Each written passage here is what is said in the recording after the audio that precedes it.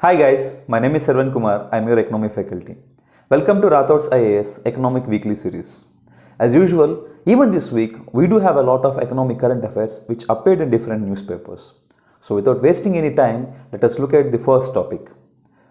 Guys, recently, the Periodic Labor Force Survey for 2020 and 2021 was released this year, and it was published by and compiled and published by the Ministry of Statistics and Program Implementation. Now, before we look into the data that this periodic labor force survey gives us, we need to understand the definitions and meanings of some important terms that appear in these particular surveys.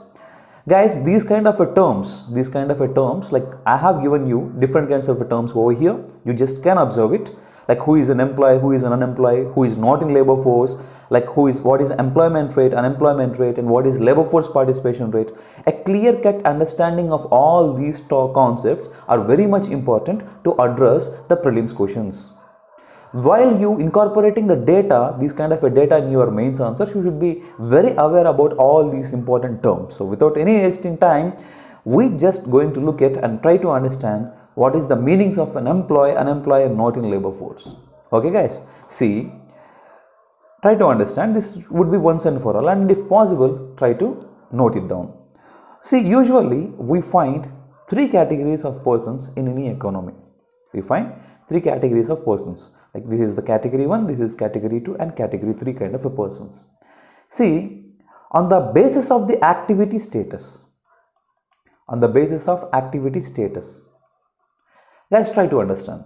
On the basis of time period for the repayment of the loan, we divide the credits into medium term, short term, and long term. On the basis of the nature of economic activity, we divide the economic activities into primary activity, secondary activity, and tertiary activity. Right? On the basis of the source of credit, we divide the credit into formal credit and informal credit. In a similar way, in order to categorize the people, we take this activity status. Right? If once we know the activity status of a person, we can clearly say whether he is employed, unemployed, or not in labor force. His activity status is employed, his activity status is unemployed, his activity status is not in labor force. Right? In such a way, you can tell it. Imagine, let us consider this person is engaged in economic activity.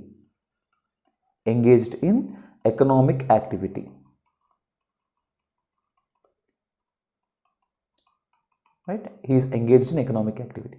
If a person is engaged in economic activity, then we say his activity status, he is employed. Right?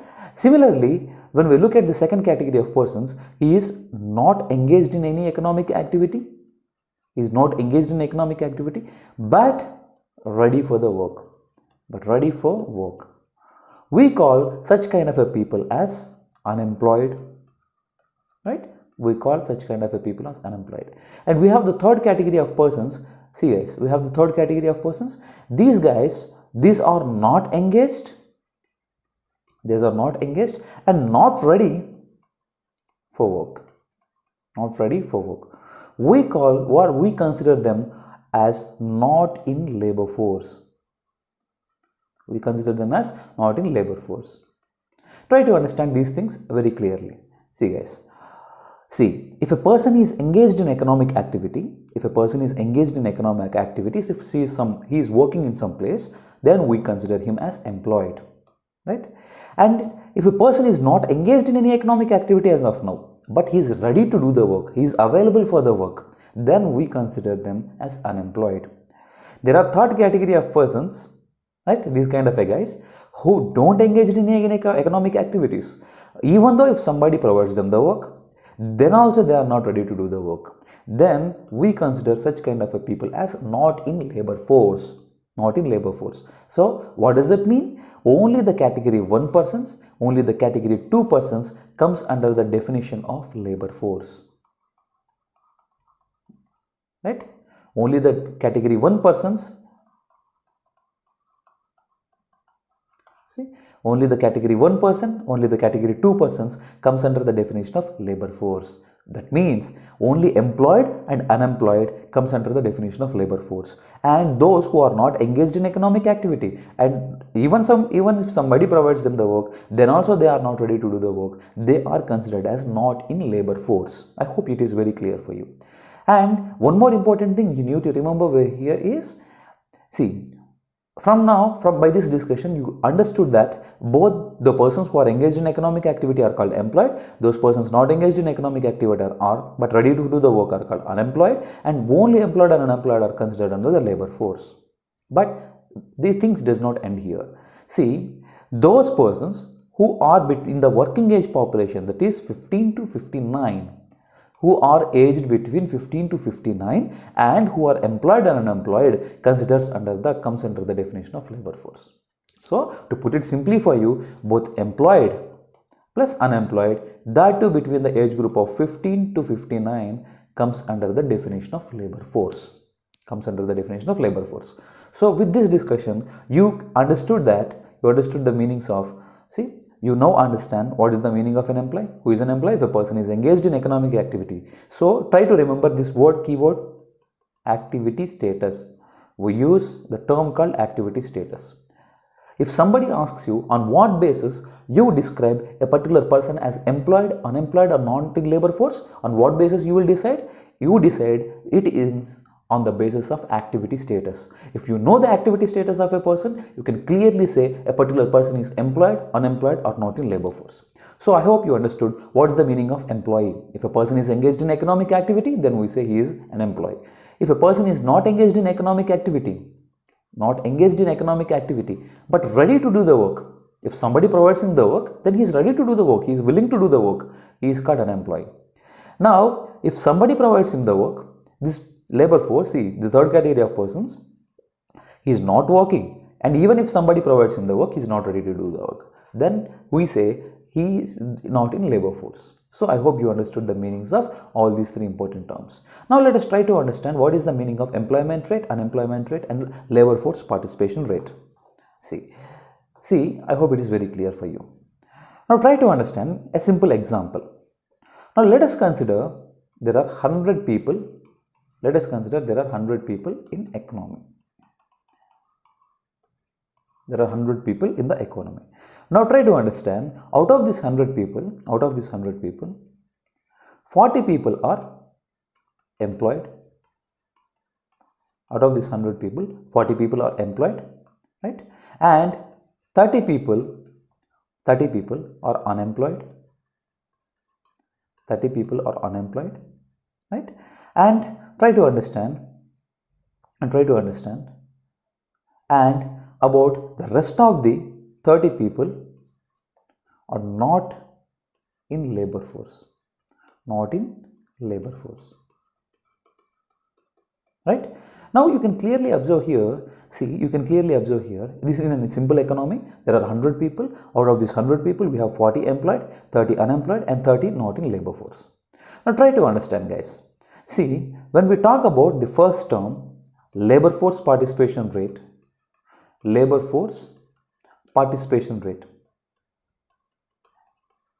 the first important term is labor force participation rate. Guys, it is very important to understand the definitions of all these terms. Who is an employee, who is not an employee, who is not in labor force, on what basis we declare a particular person as employed, not an employee, not in labor force. All these are very much important. And next we have the persons. The next important definition what we have is the labor force participation rate. See, understand here I already told you the meaning of labor force. What is a labor force? Labor force is nothing but those people who are engaged in economic activities, which is nothing but employed, and those people who are not engaged in economic activity, that is unemployed. Only the categories of persons employed and unemployed comes under the definition of labor force. So automatically, if you count the total number of employed and unemployed out of the total population, you will find the labor force participation rate. So out of the 100 people in an economy, 70 people, like that is 40 people are employed and 30 people are unemployed. So total 70. So labor force participation rate is 70%. What is 70 out of 100? 70 out of 100 is nothing but labor force. is 70% and labor force participation rate is 70% in economy. I hope it is very clear. Now let us try to understand what is the definitions of employment rate and unemployment rate. So try to understand, guys. As far as labor force participation rate is concerned, out of the total population who are employed and unemployed comes under the definition of labor force participation rate. But when we talk about the employment rate, and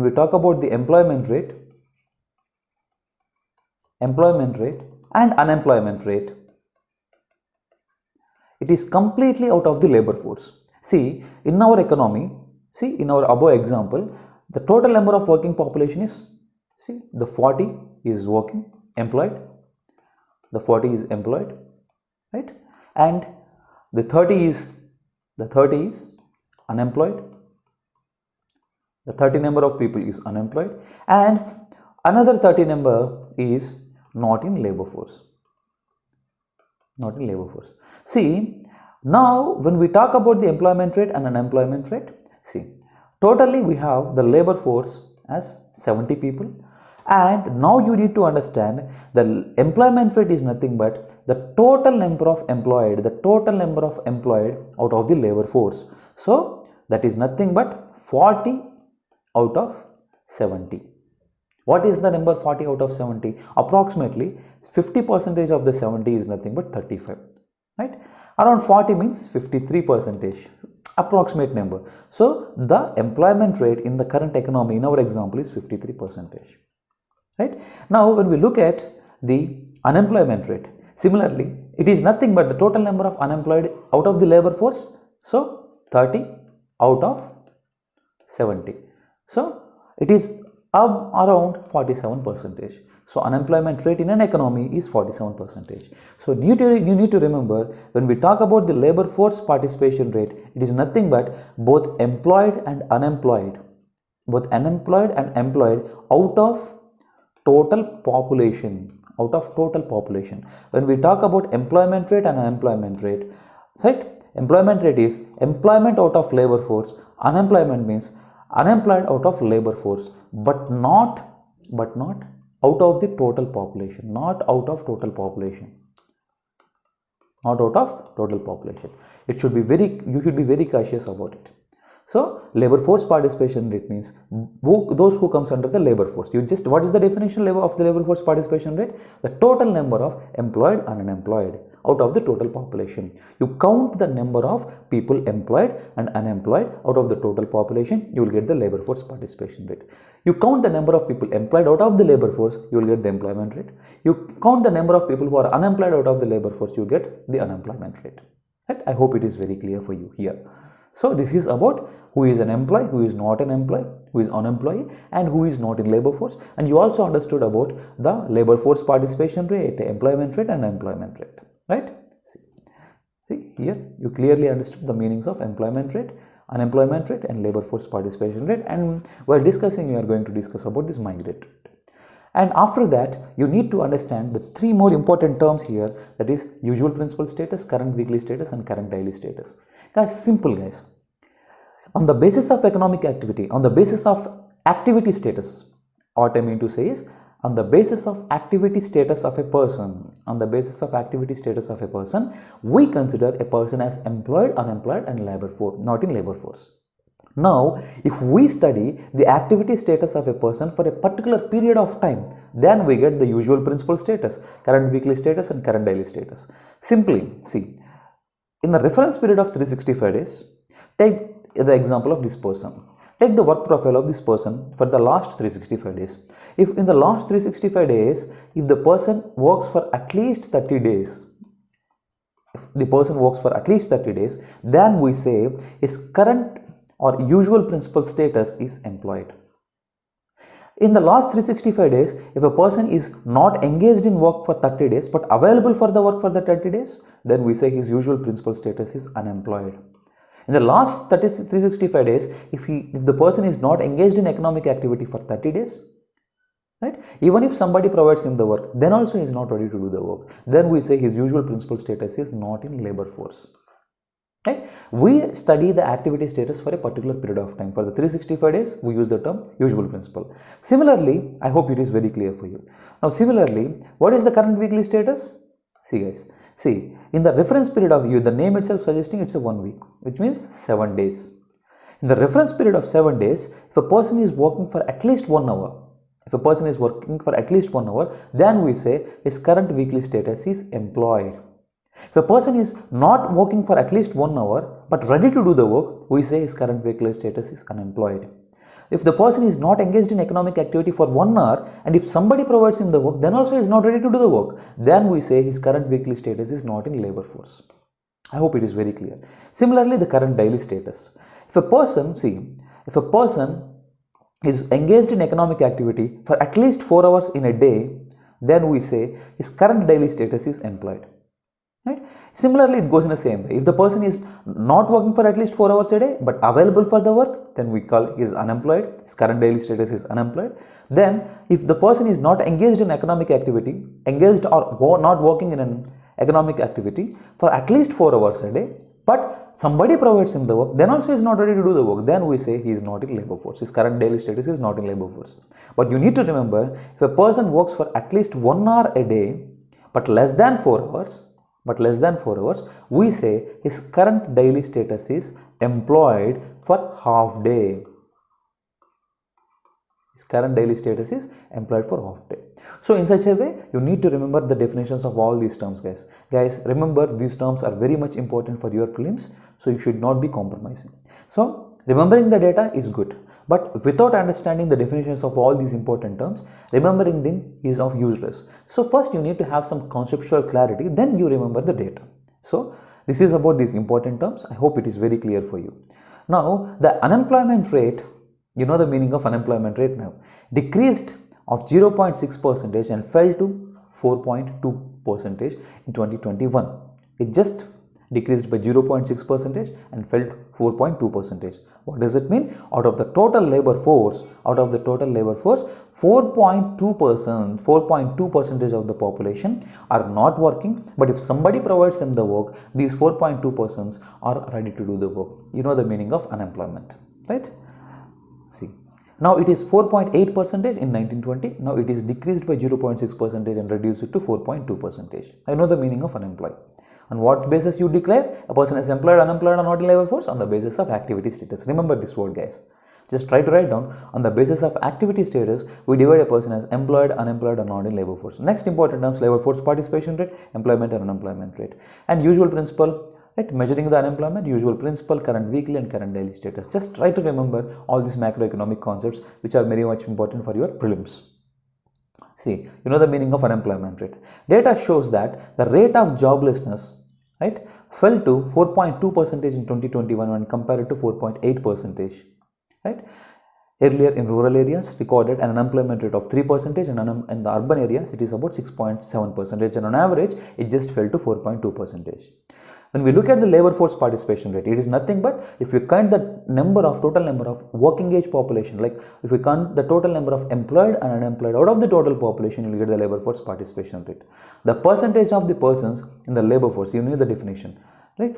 It is 41.6% during 2021 and it is 40.1% in 2019. It just increased by it is just increased from 40.1% to 41.6%. In our example, 70% is the labor force participation rate. In this actual data, it is 41.6%, which means the total number of employed and total number of unemployed, that means between the age group of between the working age of 15 to 59 are just 41.6% out of the total population. We are not talking about the labor force, those persons who are not in labor force. We are just talking about those persons who are engaged in economic activity, employed, who are not engaged in economic activity but ready to do the work, unemployed. These two persons out of the total population is 41.6%.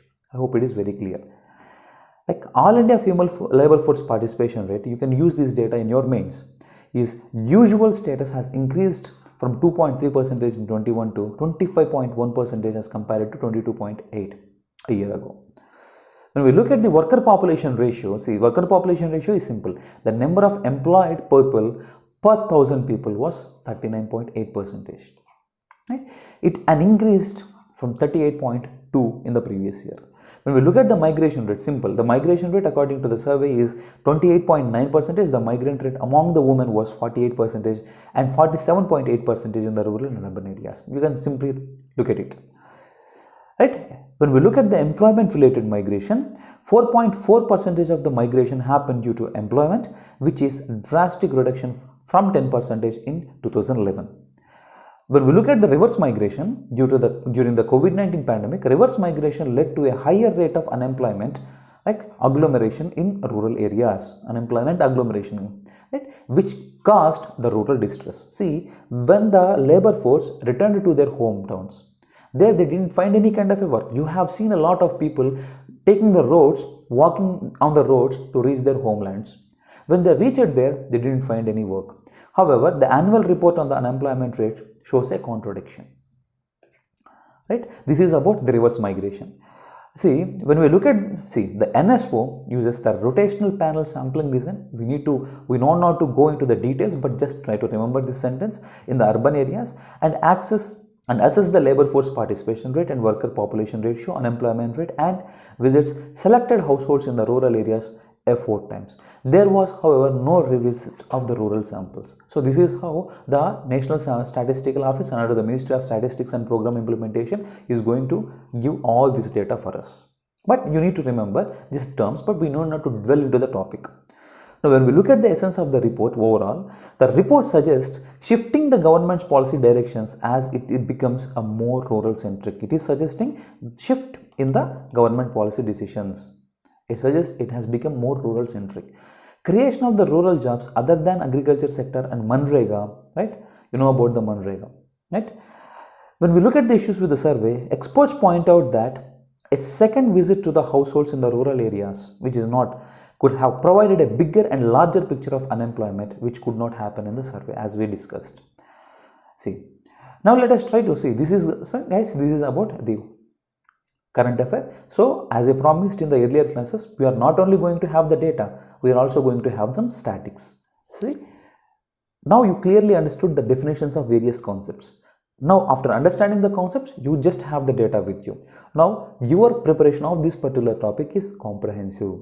It is completed, right? In such a way, you need to do with each and every topic and each and every subject. Now, let us try to look at a previous year question which is asked in 2021 prelims. See, what is unemployment trap? The name itself suggesting it's a trap. Trap means if somebody got stuck in something. Here, what is this trap? It is unemployment trap. People is stuck in the unemployment trap and they are not moving out of it. It is simple, guys. It is a situation when unemployment benefits discourage the unemployed to go to the work.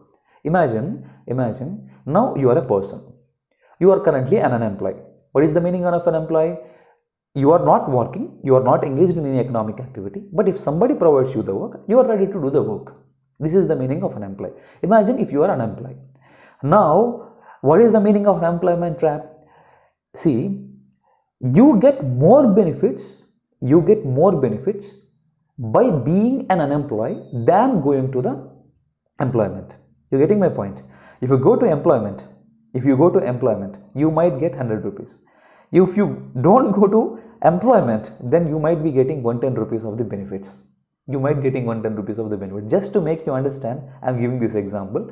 So, if you get more benefits, you are more comfort being an unemployed than going to the employment, then we call it as unemployment trap. So, I hope you understood it. See. Next, we have the minimum support price. See, this is about the first topic. Next topic that we are going to discuss is about the minimum support price for the Kharif season 2022 and 2023. See, the minimum support price for the Kharif season 2022 and 2023 were recently approved by the cabinet. The rates for the 14 Kharif crops have been increased and the hikes ranging from 4 to 8%.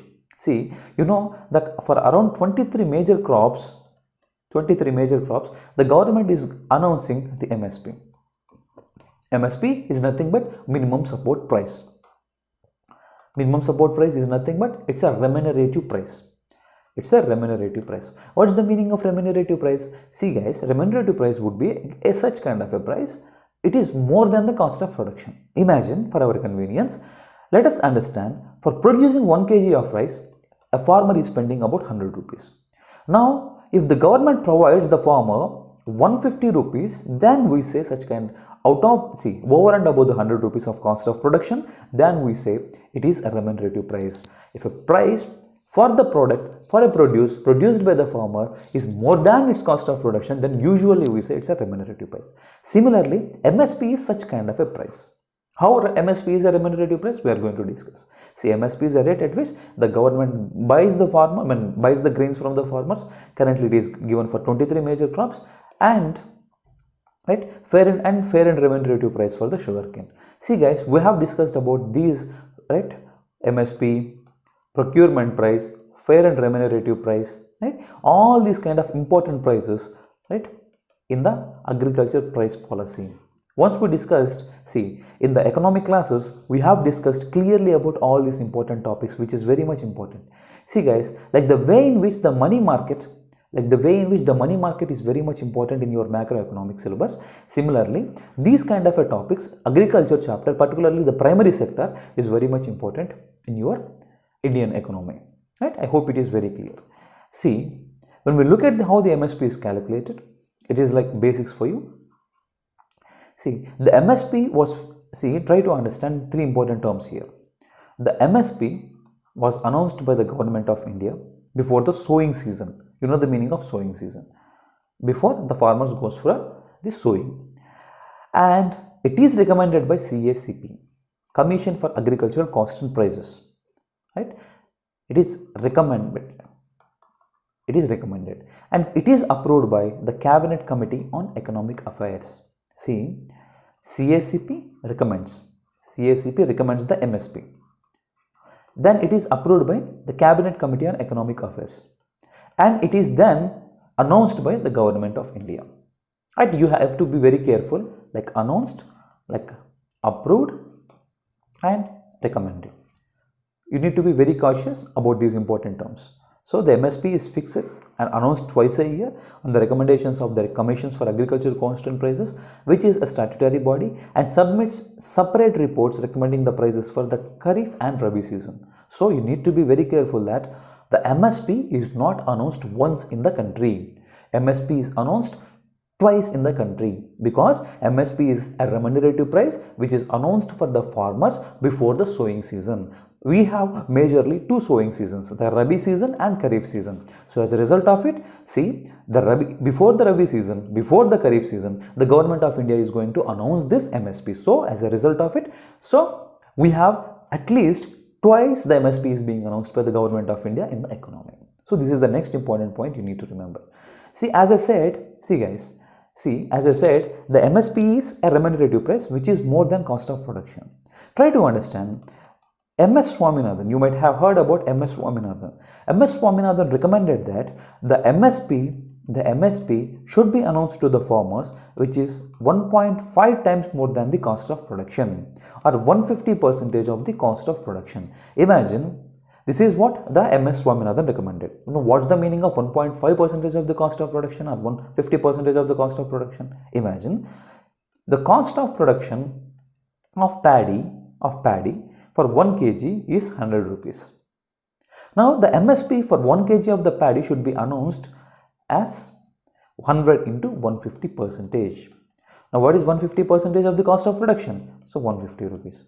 So always the MSP should be 150% of the cost of production. This is what MS Swaminathan recommended.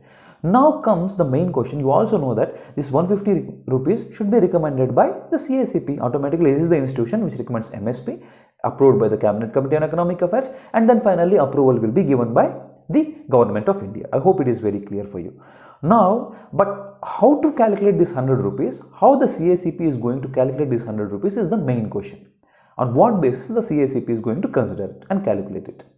Now, when we look at the cost of production, the CACP is going to look at, the CACP have three important components of cost of production. See, they are called A2, A2 plus FL and C2. See, A2 means the cost overall, the paid out expenses, both in cash and kind, like on the seeds, fertilizers, chemicals, all these things comes under the A2 component. Imagine, let us consider, see, let us understand, imagine I am a farmer. Now, in order to start the agriculture practice, initially I need some inputs. These inputs are nothing but high yielding variety seeds, chemical pesticides, chemical fertilizers. All these are called agricultural inputs. We call them as agricultural inputs. Now, in order to purchase that agricultural inputs, I need to make some out-of-pocket expenditure.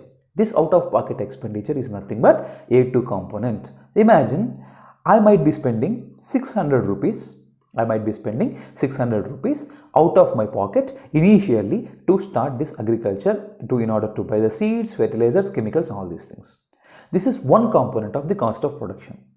When we look at the second component of the cost of production, it is A2 plus FL. It covers actual paid out costs plus an imputed value of unpaid family labor. Don't worry about the words. It's very simple. See, imagine I'm a farmer. Now, see, you often find that the farmers in the rural areas, in the rural villages, the farmer's wife as well as children might be working in the fields. Imagine I'm a farmer, my wife and my children might be working in my family, in my fields, for which I don't pay them, I don't pay the labor. If I call somebody out of this, see, if I call somebody to work as a laborer in my farm, I need to pay them. But unfortunately, at many given point of times, we have seen in the rural villages, and you also observe in the news channels, that the wives of the farmer, not wives, particularly the wife of the farmer and the children are going to work in the farmland. Right. Now, if we consider that unpaid labor contributed by the farmers, contributed by the members of the family, then we call it as A2 plus FL component. Imagine now out of components, in the initial of the paid out cost by the farmers is 600 as we decided, it is A2 plus FL. Imagine if a farmer calls a labor to work in the field, he might be paying them 400 rupees. But as the family members worked in the family, as by the family members is working in the field, they are not being contributed. But if they contributed, they also adds a cost of production, isn't it or not? They also adds a cost of production. So imagine if they are paid with 400 rupees. Imagine if a farmer calls somebody to work in the field as a labor, he might be paying them 400. Now, as they are not paying and the family is working there, so if we add that 400 also, it is a part of cost of production, isn't it or not? See, I need to purchase the seeds, I need to employ the labor, I need to have the tractors, I need to buy each and everything is a part of cost of production. Out of the total, all this spending, I should get 150% as a minimum support price. Right? Isn't it or not? So, the first case, it is just 600. In the second case, if we add the family labor, unpaid family labor, it is 400 rupees. Now, try to understand the C2 component. The C2 cost accounts for the rental and interest foregone on the owned land fixed assets. Right? See guys, I might be the farmer, I might have a land. But there are a lot of farmers, they don't have this kind of their own land. Their own land, right? There might be some people, they don't have their own buildings, they don't have the farm equipment such as tractors and each and everything. See, imagine myself as a farmer, and I have my own land, right? See, here you need to understand one important thing. See, imagine this is the first kind of a farmer. Like, imagine myself as a farmer. I have my own land, I have my each and every capital asset, I have the tractors and I have each and everything. Then I just need to buy the pesticides, seeds, chemical fertilizers and each and everything, which just cost me 600 rupees. Now there is a second kind of a farmer. He just not only need to purchase the seeds, he also need to employ the labor. This is the third. And we have the third category of farmers. He need to purchase the seeds, he need to purchase the chemical fertilizers, he need to employ the labor. He also need to pay the rent on the land. He is a tenant farmer. It also adds to the cost of production, isn't it or not? So in such a way, imagine 600 plus 400 and now he need to pay a rent of about 500 rupees. Right? Isn't it or not? Now in such a way, we have three components of the cost of production, A2 plus FL and C2. Right? Now, see, on which component? See, here the cost of production of the paddy is 100 and 150, out of it 150% is the MSP, isn't it or not? Now, do you think See, which is considered by the Commission for Agricultural Cost and Prices as a cost of production, whether it is 600 or it is 1000 or it is 1500, on which 150 percentage is announced or recommended by the CACP. Try to understand. These are the three important components of the cost of production, out of which component of the cost of production currently 150 percentage is being announced as MSP. Try to understand. Currently, out of the A2 plus FL component only,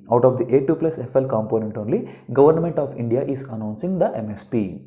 Here you need to be very careful with respect to the nomenclatures, guys. You need to be very careful. See, understand, the CACP considers both A2 plus FL and C2 while recommending the costs, recommending the MSP. When there is a word called, when we find the statement in a same statement, it is very true, which means if there is a statement called if CACP considers both A2 plus FL and C2 while recommending the MSP, it is very true. When there is a statement like the CACP recommends the MSP on C2 component of the cost of production, it is wrong. Now the statement would be correct if the statement goes in such a way. If the CACP recommends MSP on A2 plus FL, it would be the statement, then it is correct. Right? I hope it is very clear. Currently, the MSP is announced on the component of A2 plus FL. But while recommending the MSP, the CACP is going to consider both A2 plus FL. What is the meaning of considering? Imagine, this is a chart, guys. Imagine it is recommending the MSP for the paddy.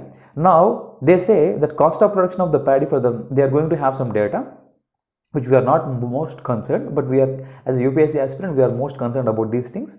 See, for example, they say that if we take A2 plus FL component, it is 1000 into 150 percentage, which is nothing but 1500. They are also going to consider 1500 into 150 percentage, which is nothing but 1500 plus 750. It is nothing but 2250. Simply, while recommending this kind, imagine this is a paper, this is a document which recommends the MSP, which is being submitted by the CACP to the Cabinet Committee on Economic Affairs. In this, they are going to say that they are going to display the data that if we announce MSP as a component of A2 plus FL, we will get MSP for the paddy as 1500 rupees, and if we consider C2 component, we get the MSP for the paddy as 2250. In such a way, the CACP is going to calculate both these two, both the cost of production. See, CACP is going to calculate the cost of production A2 plus FL and C2. It is also going to recommend the MSP on both the A2 plus FL component and C2 component. This is the meaning of CACP considers both A2 plus FL and C2 while recommending the MSP for the government. But government announces MSP only on A2 plus FL. You need to remember it. However, MS Swaminathan recommended that MSP should be announced on C2 component of the cost of production. MS Swaminathan recommended that MSP should be announced on the C2 component of the cost of production. However, government is announcing currently on the A2 plus FL component. And you need to remember, currently, the government is announcing MSP for quintal of a crop. You know the meaning of quintals, like 100 kgs. It is not on the tons, it is on quintals. So this is about the MSP, guys. When we look at the limitations of the MSP, the major problem with the MSP is lack of government machinery to procure all crops. For 23 major crops, the MSP is announced, but for majorly the wheat and rice, we have the Food Corporation of India as a part of PDA system is procuring these food grains. As the state governments procure the last mile grains, the farmers of the states where the grain is procured completely by the government benefit more, while those states that procure less are often affected automatically. The MSP based procurement system is also dependent on the middleman. Still, MSP is dependent on the middleman, commission agents of APMC officials, which small farmers find difficult to get access to that APMC mandis. Right? You know about agriculture produce market committees. We have clearly in our economic classes discussed about what is an APMC and what are the flaws and problems of APMC, and in order to rectify the problems of the APMC, the government, central government came up with the Model APMC Act, as many of the states did not adapt to it. Only the Karnataka is the state which somewhat adapted to the Model APMC Act. Then, in order to reform this APMC markets, the government came up with 3 farm bills. And you also know what happened with the 3 farm bills, they are repealed. Right? We have discussed about all these things in our economic classes. So this is about the MSP, guys. Right? This is about MSP. I hope it is very clear for you. The next important topic that we need to discuss is India places 7th in the FDI inflows. Guys, in the previous classes itself, I have clearly told you about what is the difference between foreign direct investment and foreign portfolio investment. Right? If you remember that, I told you all the foreign income, you see, in both the investments, the foreign is common, so investments comes outside from the country. So a direct investment is an investment which comes from the primary market, right?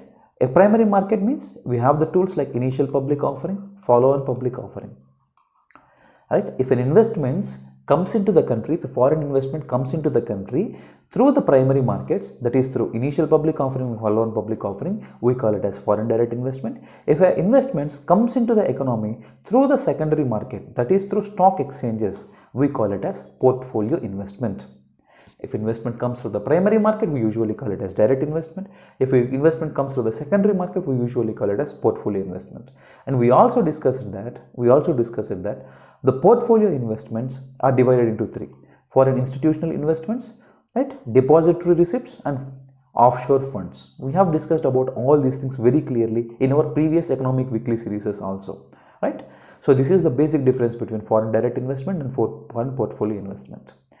Now, when we look at the current affairs, right, as I said in the previous class, once we complete the discussion of the topic, once you follow this economic weekly series continuously, in the further current affairs, understanding the current affairs further becomes very easy for you.